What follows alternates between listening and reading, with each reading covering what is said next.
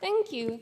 I wanted to bring that project actually, but I didn't consider it advertising enough. But what I show is also not advertising that much. The project is called a virtual reality poetry book, and basically it's a poem which wants to make intellectuals interested in virtual reality. And on the other hand, it's also a VR experience which wants to make kids be interested in literature. And I will tell you how I was thinking about this project.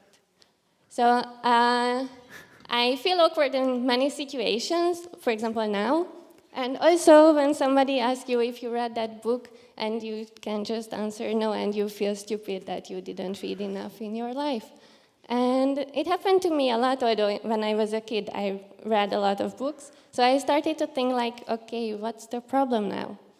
And it's kind of logical that there is a book which is this big, and there is a word which is this big, and there is the world which is huge. And obviously it's distracting. And it's not distracting only me. There are 10 million kids with reading disabilities. And also, if you don't have any reading disabilities, it's just so hard to focus on small stuff. But luckily, there is virtual reality in the world. You could guess it from the title. And in VR, you can only put in your space the things that you want to put in your space. So you can leave out all the distracting stuff, like phones, clouds, butterflies, people. So I think VR is an amazing place to focus on stuff, and words doesn't have to be small. They can be really huge as well, which I find fascinating. So I started to think like, okay, if you are reading in VR the poetry, then how is it working? And well, obviously it's different from doing this, or not even, you just move your eyes. So in VR, you teleport between the words. I find it fascinating that they can be so huge and you can feel so small. And yes, so I created a VR experience, which I hope it will play. It kind of looks like this. You're in this chilled space. Epilogue. And if you touch a word, then it disappears and you can listen to the word.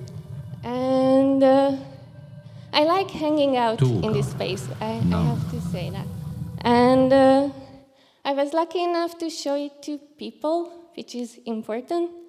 And it was amazing to see like kids playing Fruit Ninja with words.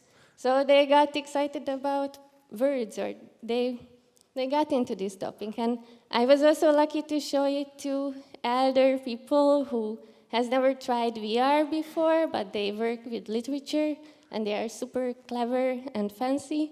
And they loved it. And there was an old lady who told me that, oh, I will go home and write a poem about this experience. So I'm really happy that this could happen.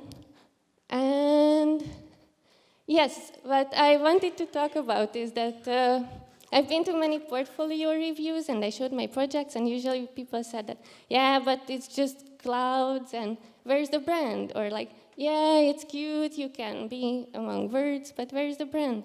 And art is advertising for the important stuff. So I think all of you in the room are able to communicate in an extremely well, or like you're great at it probably, so please don't forget to advertise the important stuff as well, like literature or VR or whatever is important for you. This is it. Thank you.